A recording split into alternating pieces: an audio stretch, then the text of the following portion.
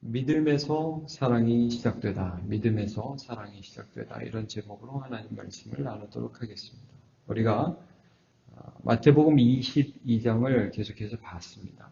21장부터 연결되는 이제 문맥이 뭐냐면 예수님께서 성전에 들어가셔서 장사하는 자의 상을 엎으시고 내 아버지 집을 장사하는 집 만들지 말라. 만민이 기도하는 집이다. 이렇게 말씀을 하시니까 이전부터 안 그래도 예수가 마음에 안 들었는데 더 마음에 안 드는 거죠. 그래서 그 대제사장들과 장로들, 말하자면 당시 기득권 세력들이죠. 정치인들이, 종교 정치인들이 예수님을 비난하고 예수님을 어떻게든 올무에 걸리게 하려고 계속해서 질문을 합니다. 그 첫 질문이 뭐였냐면 무슨 권위로 이런 일을 행하느냐 이거였어요. 너 무슨 자격증 있어? 목사 안수 받았어? 네가 뭔데 여기서 이러고 있어? 이런 질문이었죠.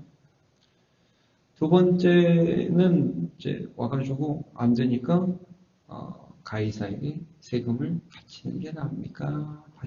바치지 않아야 됩니까? 이제 이런 질문을 하고 그 다음에 또 어제 우리가 본 게 뭡니까? 이제 결혼 문제를 갖고 시비를 걸죠. 그래가지고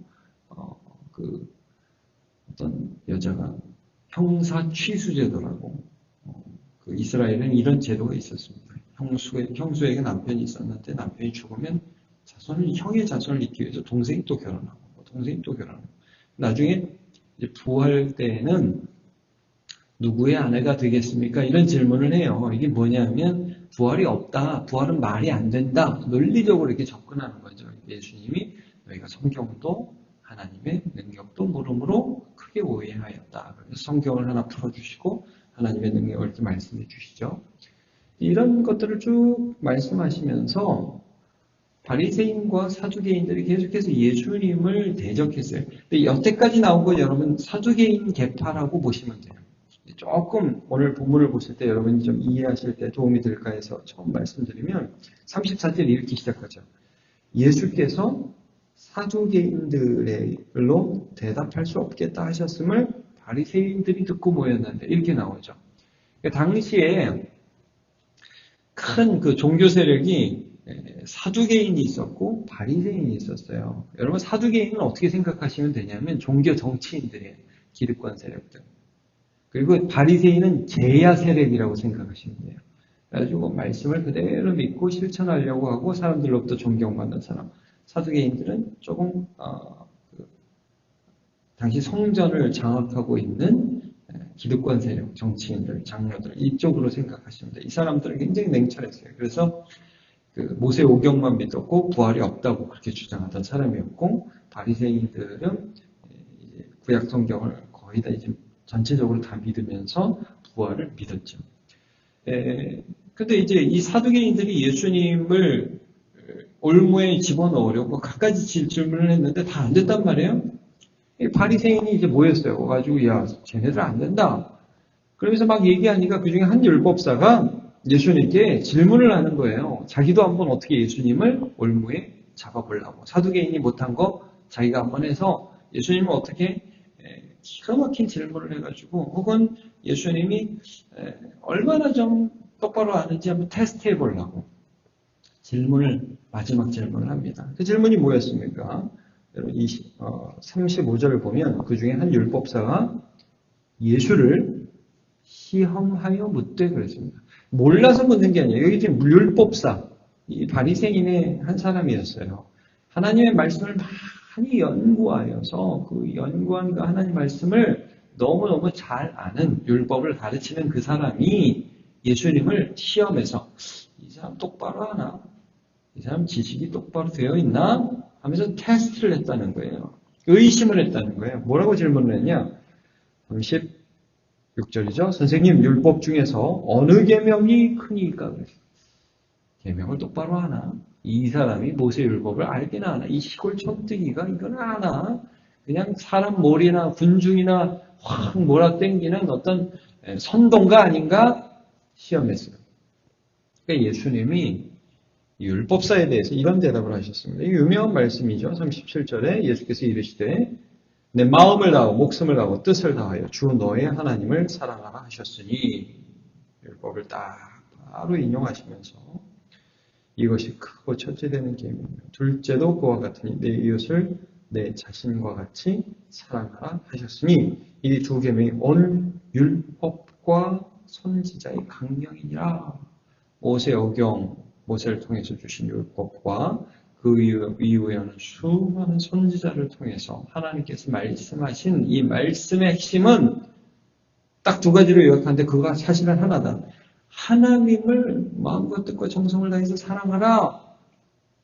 이웃을 너 자신같이 사랑해라. 사랑이 율법과 선지자의 강령이다. 이런 말씀을 해주셨어요. 근데 이게 왜 이 율법사에게 충격이 되느냐면 아마 율법사는 이렇게 생각했어요. 이 사람은 율법 아나? 이 율법이 뭔지 알긴 아는 사람이야? 이렇게 질문을 했어요. 근데 예수님께서 이렇게 대답하신 거예요. 야, 너 아무리 많이 알아도 그거 갖고 사랑하지 않으면 꽝이야. 이렇게 얘기한 거예요. 아니, 똑바로 알아? 저 사람 알까? 야, 너 알아? 아는데 사랑하지 않아? 넌 꽝이야. 이렇게 얘기하신 거예요. 하나님을 사랑해야 되는지 알아요. 이웃을 사랑해야 되는지 알아요. 머리로 알아요. 안 해요. 아니라는 거예요, 그거는. 그거는 참된 선생이 아니라는 거예요. 그래서 여러분, 이거 야고보서에 보면 이런 말씀이죠. 영혼 없는 몸이 죽은 것 같이 행함 없는 믿음은 죽은 것이라 그랬어요. 성경 말씀이 우리에게 가르치시는 것이 많이 아는 것에서 그치잖아요. 여러분, 물론 우리가 이 말씀이 정확하게 무엇을 말씀하시는지 알아야 돼요. 근데 지식은 사람을 교만하게 합니다. 지식만 있으면 그것은 사람을 교만하게 합니다. 딱 그것이 바리새인과 율법사의 모습이었어요. 많이 알아요. 근데 여러분, 사랑하면 헌신하게 됩니다. 사랑하면 희생하게 되죠. 그러니까 고린도전서 13장에서 사랑에 대해서 정의하면서 뭐라고 말씀해요? 내가 천사의 말을 하고 사람의 방언을 하고 그래도 사랑이 없으면 소리나는 굴이 울리는 꽹과리가 된다.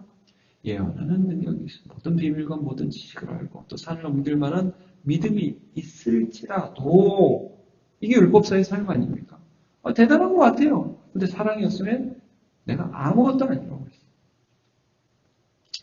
내가 내게 있는 모든 것으로 구제하고 또 내 몸을 불사르게 내어주어도 사랑이 없으면 내게 아무 유익이 없느니라.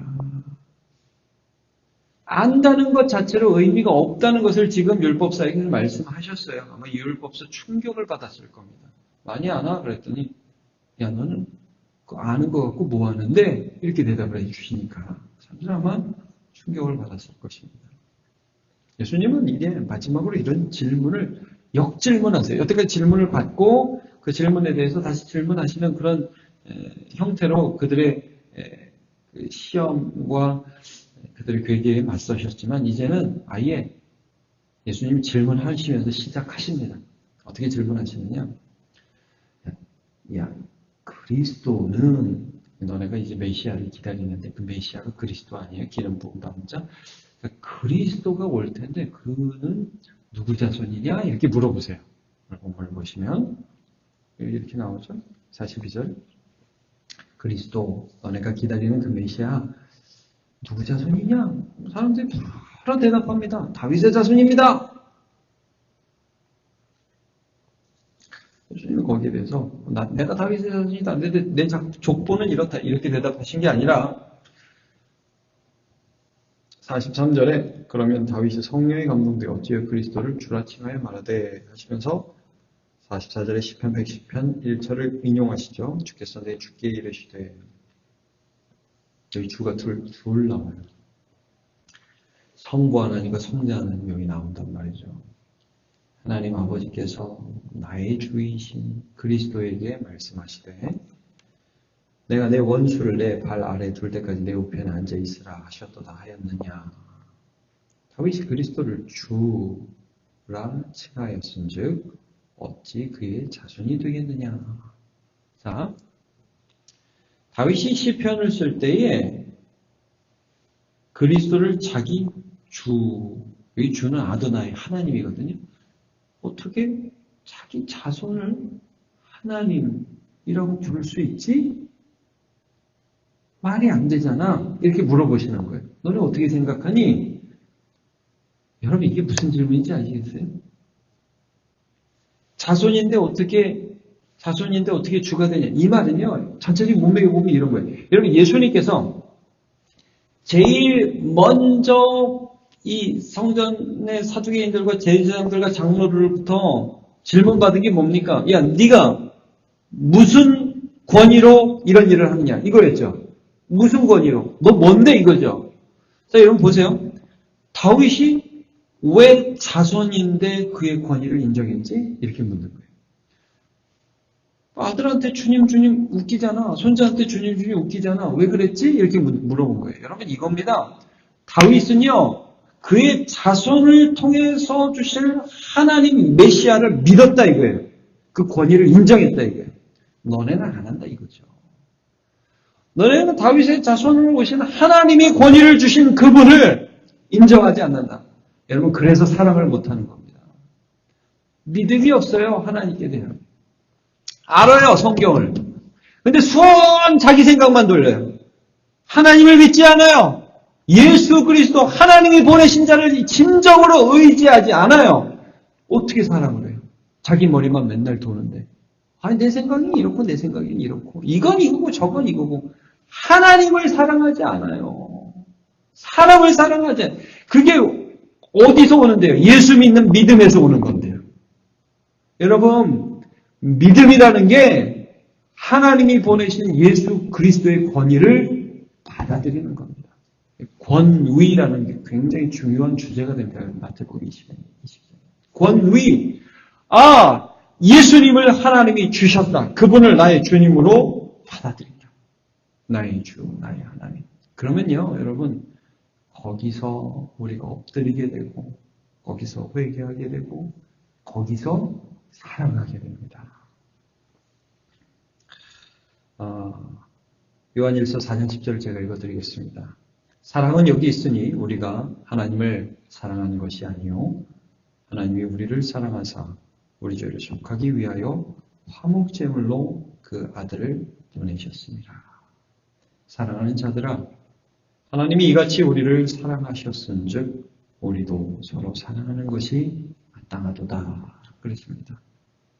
여러분 하나님께서 우리 안에 사랑을 시작하셨습니다. 그게 예수님입니다. 그래서 우리가 예수님을 믿으면 그 예수님 안에서 하나님을 사랑하고 형제를 사랑할 수 있습니다. 그런데 예수님 믿지 않으면요, 마치 예수님 그 전에 비유하셨잖아요. 건축자의 버린 돌이 성전의 모퉁이 돌이 되었다. 이 돌 위에 돌이 떨어지면 깨진다고 했어요. 예수님을 배척하면서 예수? 그게 뭐야? 혹은 예수 믿는다고 하면서 실제 자신의 삶만 의지한다면 그 돌은 깨진다고 했어요. 하나님 깨트린다고 했어요. 그러나 세리와 창기들이 너희보다 먼저 하나님 나라에 들어가리라고 했어요. 그들은 예수님을 믿었거든요. 그래서 부족하지만 하나님을 사랑했고 부족하지만 형제를 사랑하는 삶을 시작했습니다. 여러분 오늘도 우리 살아가는데 예수 잘 믿으시기를 축복합니다. 예수 잘 믿고 그 권위를 받아들이고 그를 따라서 하나님 사랑하고 이웃 사랑하는 귀한 주의 자녀로 살아가시기를 축복합니다. 기도하겠습니다. 하나님, 오늘 예수님께서 율법사의 질문에 대하여 대답해 주셨습니다. 어떤 계명이 큽니까? 예수님은 하나님을 사랑하고 이웃을 사랑하라고 하셨습니다. 많이 알고 판단할 수 있는 것에서 그치는 것은 교만하게 하지만 그러나 예수를 믿으면 사랑하게 된다고 말씀해 주셨습니다. 그들은 끝까지 예수님의 권위를 거부하였습니다. 그게 뭐 중요하냐고 하면서 예수님을 무시했죠. 그러나 다윗도 믿은 예수님, 다윗도 인정한 그리스도의 권위, 하나님 그것을 우리는 인정하고 하나님을 사랑하며 이웃을 사랑하는 주의 백성으로 오늘도 살아갈 수 있도록 인도하여 주옵소서. 감사드리고 예수님의 이름으로 기도하옵나이다.